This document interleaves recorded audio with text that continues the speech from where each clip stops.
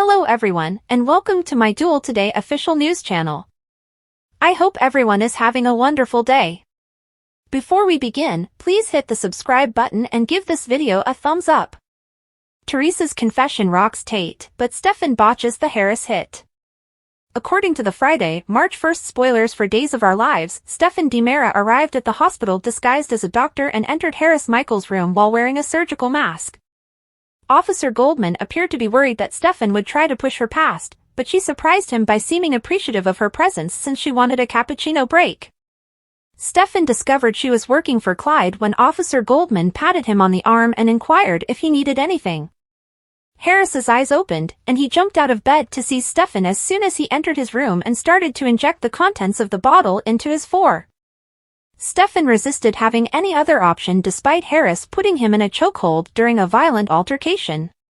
Harris countered that Stefan had attempted to kill a police officer twice and that Stefan's fingerprints were all over the syringe, proving that everyone makes decisions. Harris indicated that Stefan was taking the fall for this and that he would assist him in eliminating Clyde Weston after making it apparent that he was now issuing the instructions. Harris said Stefan could leave and he'd get in touch after getting Stefan to ensure that he understood. Stefan ran out of the room, but Harris stumbled back into bed, gasping for air. When Officer Goldman showed up, he seemed shocked to learn Harris was still alive. Goldman reached for her handgun as Harris's plans began to come together, but she changed her mind upon seeing a medical staff member walk into the room. In the end, Harris concluded that Officer Goldman had to be one of Clyde's moles and she fled. Steve Johnson was discussing Trip Johnson and Wendy Shin's case with John Black in his office when Brady Black called to inquire about his father's visitation with Tate Black. After receiving assurances from Steve that he could manage without him for a while, John did indeed make his way to Tate's new halfway home. When Constantine Melionis came in to talk about what had transpired in Aria once more, Steve was by himself. When it came right out, Steve admitted that he was the pawn's handler and claimed that nobody was meant to die that day. Steve didn't know the identity of the young girl who had been shot when he returned from taking a call from Victor Kyriakis at the time.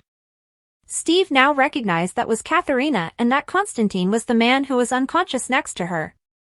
Steve, however, stood up for John and said that the programming was the work of crazy Stefano DiMera. Steve said that now that Stefano and Victor were dead, Constantine could spit on their graves if he so desired. Steve believed that John was a nice man who had endured enough suffering, but Constantine boasted about his personal hardships and demanded that John pay for Steve's suffering as well. On Friday's episode of Days, Brady was upset to discover that he wasn't on Tate's guest list at his halfway house. Tate allowed Teresa Donovan, Emily O'Brien, to enter by herself while Brady provided John with updates on the situation. John seems keen to speak well of Brady when Brady encouraged him to visit his grandson. Tate confided in Teresa in the visiting room that therapy had revealed a lot to him regarding Brady's lack of support during his childhood, particularly after they relocated to California. Teresa said that since she had lied to secure custody and implicate Brady in a murder case, that was her fault. Teresa acknowledged that she had concealed Brady from Tate, but it was her who had demanded that they relocate to California. Tate was stunned by the news, but Teresa was not finished. Teresa acknowledged that she had slipped in her recuperation, but she also mentioned how supportive Brady had been to her. John heard a portion of Teresa's confession and supported her in her belief that Brady was in love with Tate, who eventually gave Brady permission to enter. Brady believed John had reached his son, but Tate acknowledged that Teresa was the one who finally made him see the light. When Brady learned of Teresa's admission, he hugged Tate, who expressed regret for placing the blame on his father, and praised her. Tate gave Teresa a hug as well, complimenting her courage for coming clean to him. Holly Jonas was irritated with Nicole DiMera at the DiMera mansion on Friday's DOL show, but it was obvious that Nicole didn't want to overpower her. After spending so much time in bed, EJ DiMera said that Holly shouldn't let her muscles atrophy, which made Holly question how long she had been unconscious. Holly was able to eventually get them to respond when she moved over to a chair with EJ's assistance and consumed some of the food Nicole had provided. Holly became curious about how she got into a coma after realizing she had reportedly been in one for months. Holly was asked if she remembered where she obtained the opioid-laced medications that EJ stated were discovered in her system by Nicole and EJ. Holly didn't, but she gave out an uneasy vibe and behaved as though her drink had been drugged. EJ urged Nicole to see it in a moment alone with her in the corridor, hoping to seize the opportunity to claim that Tate had roofied Holly. Holly, in the meantime, looked thoughtful as she spoke Tate's name out loud and recalled kissing him before their date.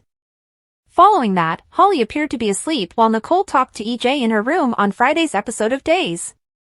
If Holly took the pills voluntarily, Nicole believed it would be her fault and that Holly would become a bad mother as a result. After Holly had some time to herself again, she opened her eyes and let the fans of Days know that she had been listening in on the disturbing discussion. According to spoilers for Days of Our Lives, Holly will soon have to make some tough choices. Asking for clarification, exposing the truth, and completing the task. The Friday, March 1st spoilers for Days of Our Lives hint that some shocking revelations will be made in Salem over the weekend. One character is determined to see the task through to the end, while another will divulge the truth.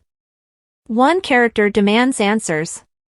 What kind of drama is expected to play out on Friday night? It's time to get started. Holly Jonas requests information. According to Days spoilers for Friday, March 1st, Holly Jonas will be itching to find out how she got into a coma. EJ DiMera and mom Nicole DiMera, however, will be reluctant to tell her the tale. Will Holly Jonas investigate everything thoroughly? In related news, Brady and Teresa Black, Tate Black's parents, will pay him a visit when he moves into a halfway home in the community. Steve Johnson is prepared to tell the real story. According to DOL teasers on Friday, March 1st, Steve Johnson is expected to prepare himself to confront Constantine Melionis with the truth. Is this related to John Black's past as Pawn? Is this merely a stalling move by Steve, or will he spill the beans? Stefan DiMera aims to complete the task. Finally, Friday's Days spoilers suggest that Stefan DiMera will go to the hospital to finish the task he began with Harris Michaels after receiving his orders from Clyde Weston. Will Stefan, though, succeed? After all, family, friends, and security personnel are crammed into the police officer's hospital room. In addition, Harris appears in the DOL spoilers for the March 4th to 8th week, so it's unlikely that Stefan won't be stopped. However, Harris's days are running out because Steve Burton, who left the show in December, would be returning to General Hospital the next week. Time will tell if Stefan is able to permanently fire the officer. The Salem Police Department's secret is now public.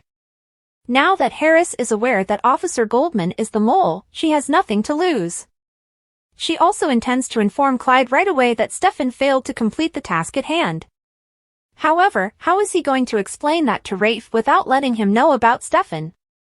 He kind of has to keep quiet about the entire attempted murder thing if he wants Stefan to work for him, don't you think? Harris does not have the authority to detain and prosecute Stefan. It is not necessary to press charges in this case. Stefan can only continue his wild ways if Harris remains silent about his role in the attempted murder of Stefan. 2 times. Although the rules aren't always followed in Salem, Stefan seems to be stuck in a difficult situation. The frustrating thing is that he shouldn't have been because he had a ton of other options besides trying to kill Harris. It truly seems like everything has been done to put him in a situation where there is only one option: either go to jail or have someone remove him on Clyde's behalf before he can cry out. Which brings me to my following idea. We believe that all this time, we had been waiting for Gabby to return. But what if we've been waiting for Stefan to leave all along?